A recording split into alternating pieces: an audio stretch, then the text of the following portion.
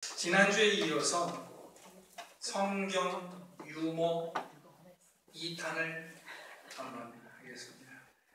교회 안 다니셨던 분들은 잘 모르실 텐데 성경 유머입니다. 문제입니다. 다른 사람들보다 손이 하나 더 있는 사람은 성경인물 중에 누굴까요? 삼손. 너무 쉽죠. 삼손. 육손이라고 하면 손이 손가락에 6개인데 그러니까 손이 3개라는 거예요. 성경 인물 중에서 장사를 가장 못하는 사람은 누굴까요? 모르시겠죠? 사가랴입니다. 사가랴. 그러면 성경 인물 중에서 장사를 가장 잘하는 사람은 사라입니다. 사라. 아브라함의 부인 사라입니다. 그러면 성경에 등장하는 왕 중에 가장 나이가 어린 왕은 누굴까요? 요시야가 아닙니다. 그거는 정답이고 이거는 이제 오답을 찾는 거죠. 넌센스 퀴즈입니다. 느부갓네살입니다. 느부갓네살, 바벨론의 왕 느부갓네살입니다. 마지막입니다. 탕자가 자기 집에 돌아왔을 때 제일 싫어한 뭐가 있었는데 탕자가 돌아왔을 때 탕자에 비유해서 탕자가 돌아왔을 때 막 아버지가 반기고 했는데 탕자를 굉장히 싫어한 뭐가 있습니다. 강조와 싫어한 것은 누구일까요? 탕자가 돌아온 것을 싫어하는 것은 누구일까요? 모르시겠죠? 살찐 송아지입니다. 탕자가 돌아온 아버지가 살찐 송아지 잡아줬습니다. 살찐 송아지.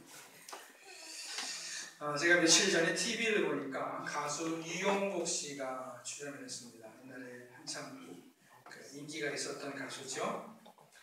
시각장애인 가수인데 요즘에는 그분이 태안 말리포에서 펜션을 운영하고 있다고 합니다.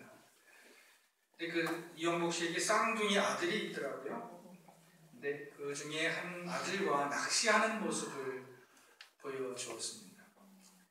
아버지하고 아들하고 나란히 물고기를 잡는데 아들이 미안하게도 계속 아들만 잡히는 거예요.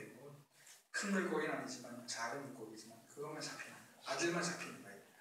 그러다가 이영복 씨는 겨우 한 마리 잡고 나중에 이제 촬영 시간 10분 더 주니까 잡고서 일어나는 것을 봤습니다. 낚시하는 모습이었는데요. 이 낚시하는 사람들은 기본적으로 장비를 준비를 하죠. 그리고 미끼를 준비합니다. 그리고 그 미끼를 바늘에 끼워서 물에 던집니다. 미끼와 바늘이 있다는 사실이 참 재미있습니다. 물고기에게 미끼는 먹을 것이지만 사실은 죽음에 이르는 먹을거리입니다. 만약에 물고기가 죽을 줄 안다면 절대로 미끼를 물지 않을 것입니다. 물고기가 미끼를 무는 것은 살 것 같으니까 무는 것이죠. 낚시는 단순한 물고기의 욕망을 이용한 인간의 놀이라고 볼 수가 있겠습니다. 물론 생업을 위해서 낚시하는 분들은 놀이는 아닙니다만 스포츠로 들리는 분들에게는 놀이입니다. 그런데 이 사람들도 물고기처럼 미끼를 보고 달려들 때가 많이 있습니다. 많이 있는 정도가 아니라 어떻게 보면 평생 죽음에 이르게 할 욕망에 사로잡혀 사는 것 같습니다. 사람에게는 욕망이 있죠. 욕망 중에 제일 큰 욕망은 생존의 욕망, 생존의 욕구입니다. 우리에게 식욕도 있고 성욕도 있고 있는데 그런 것은 크게 봤을 때 생존의 욕구죠. 또 인정받고 싶은 욕구가 있습니다. 살아남고자 하는 욕구뿐 아니라 누구인가 인정을 받고 싶은 욕구가 있습니다. 생존의 욕구와 인정받고 싶은 욕구만 만족되면 아마도 사람들은 다 행복하다고 느낄지 모르겠습니다. 사람에게 욕망이 있는 것은 정상입니다. 그런데 항상 지나치게 되면 문제가 되는 것 같습니다. 욕망의 포로가 되어 사는 우리에게 오늘 예수님의 말씀은 새로운 도전을 주고 있습니다. 오늘 읽은 말씀은 산상수훈 중에서 8곡입니다. 산상수훈이라는 건 무슨 얘기냐면 예수님이 산 위에서 산상에서 수훈 베푸신 교훈이라는 뜻입니다. 그리고 팔복이라는 건 뭐냐면 8가지 복을 예수님께서 말씀하셨다 하는 것이죠. 이 마태복음의 구조는 잘 짜여져 있습니다. 마태복음 이야기를 대강 정리해보면 먼저 예수님의 족보가 나오고요. 그리고 예수님께서 베들레헴에서 태어나신 이야기가 나오고요.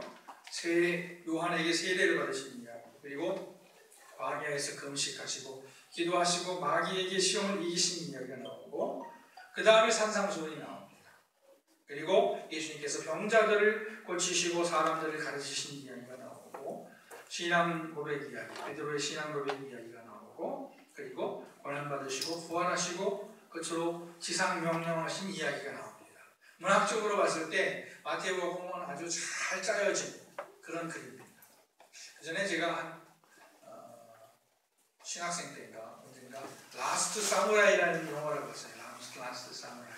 일본을 배경으로 하는 일제시대가 아니라 일본의 그 어떤 전통적인 사회가 서양 문명에 의해서 이제 도전을 받는 그런 모습을 보여주는 영화였는데, 라스트 사무라이.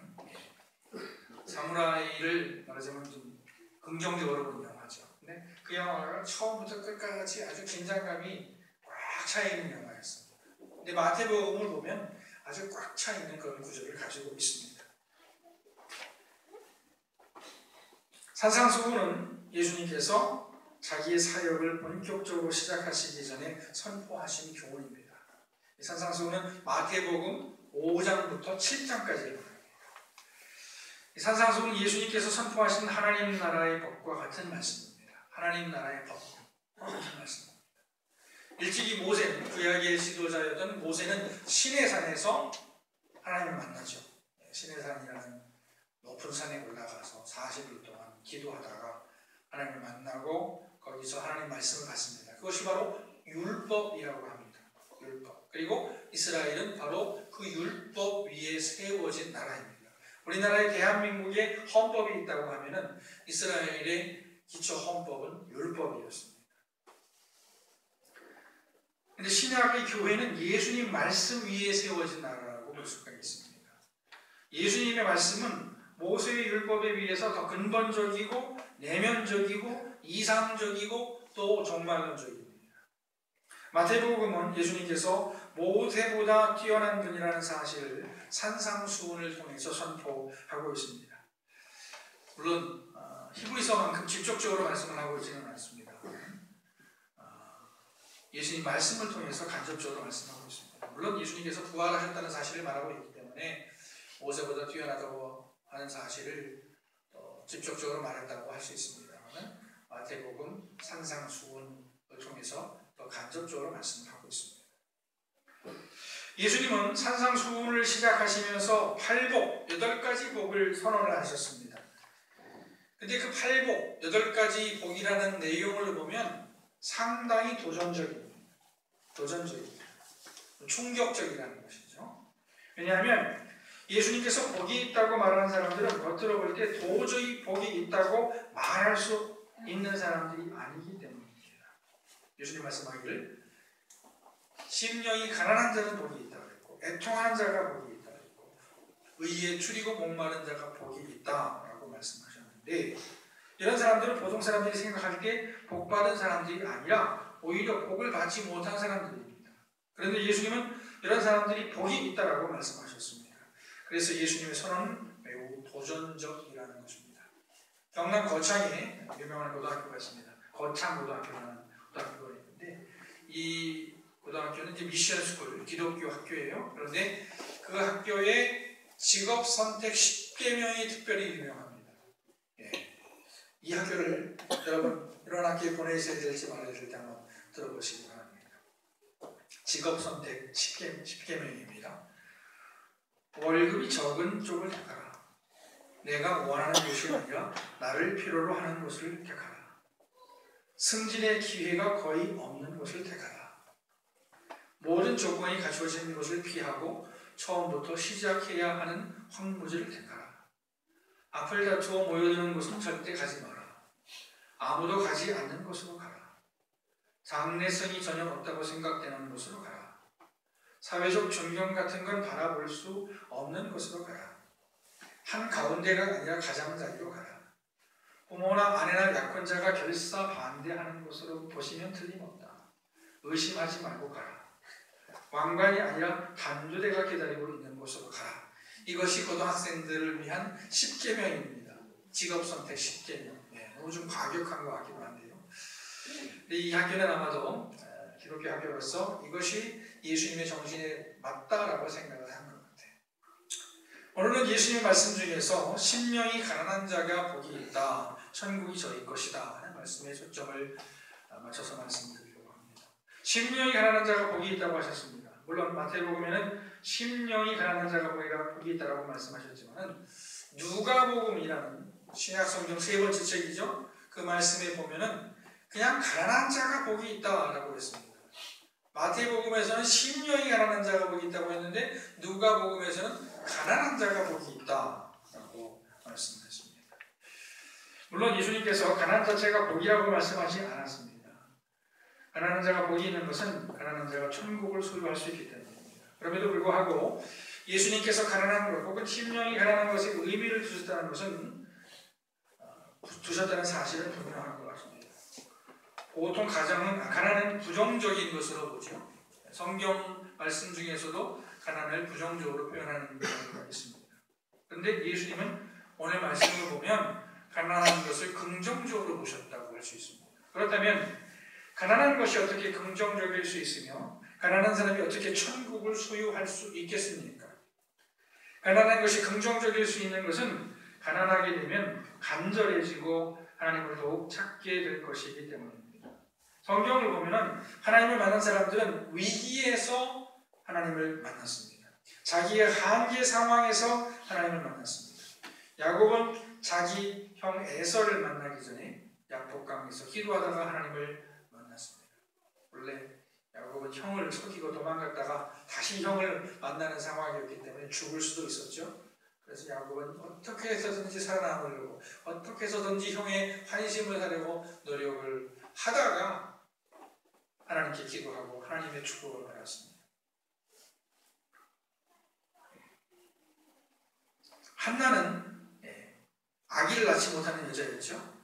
고대 사회에서 아기를 못 낳는다 하는 것은 굉장한 스트레스였습니다.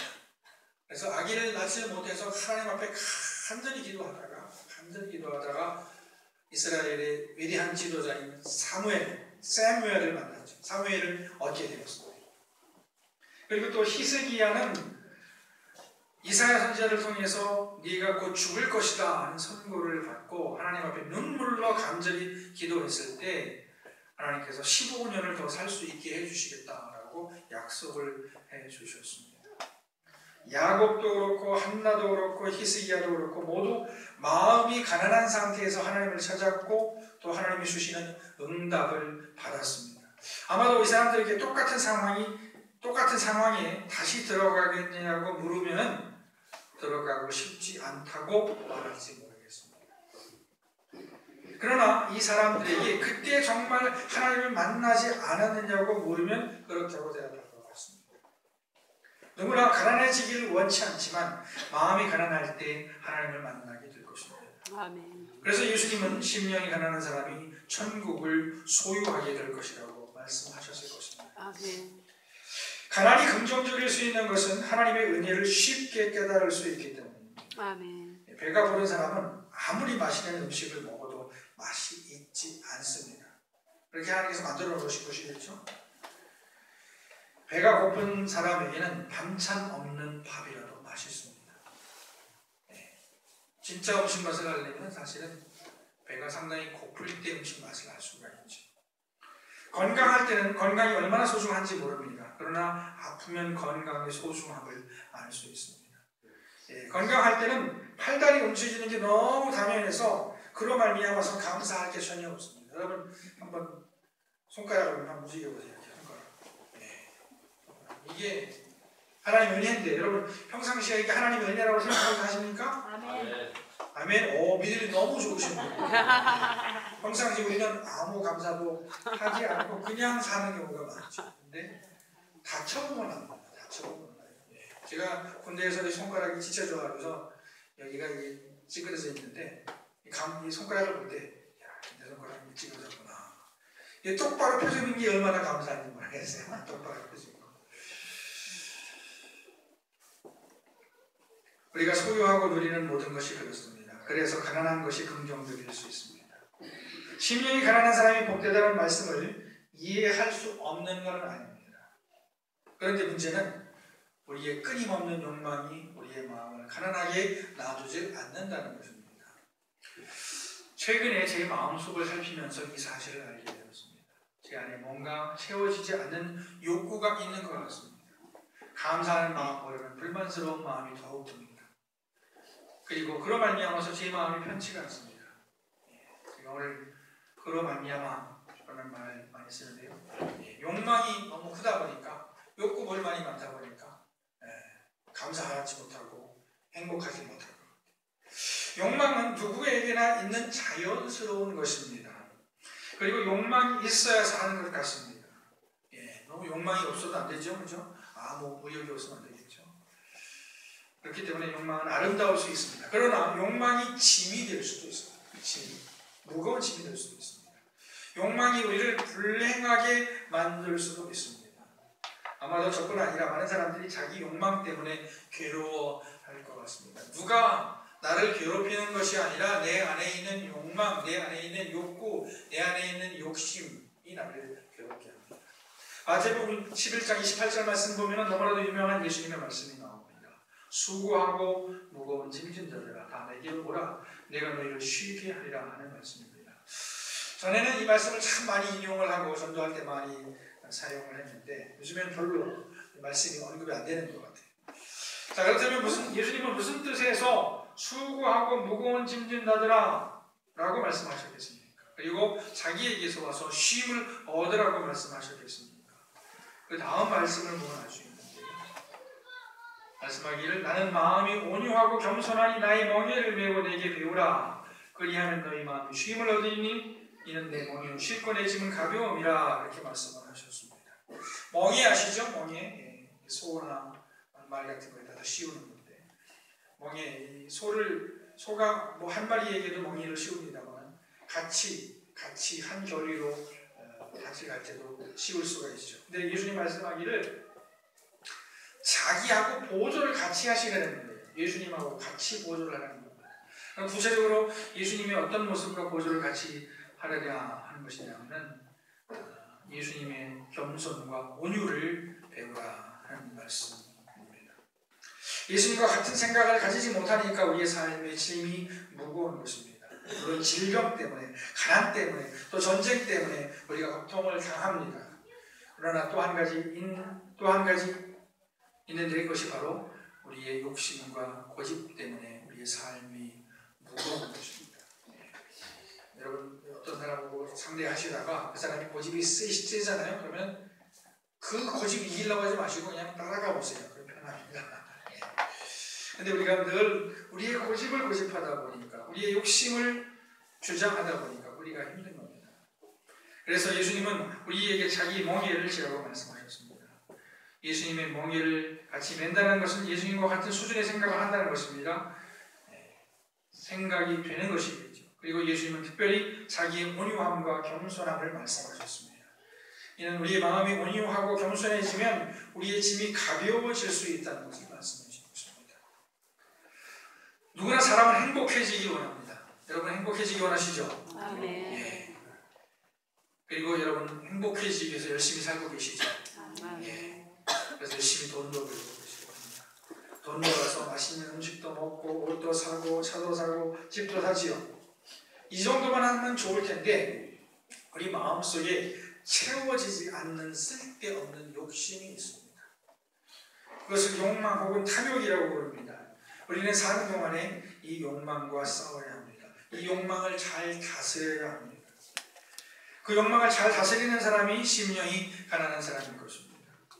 욕망의 노예가 되기보다는 하나님을 신뢰하고 감사하는 사람이 심령이 가난한 사람인 것입니다. 그리고 그 사람이 천국을 소유하게 된다 하는 말씀입니다. 여기 계신 여러분들께서 모두 다 천국을 소유할 수 있는 그런 복을 받으시기 바랍니다. 아멘. 기도하겠습니다. 하나님 아버지 감사합니다.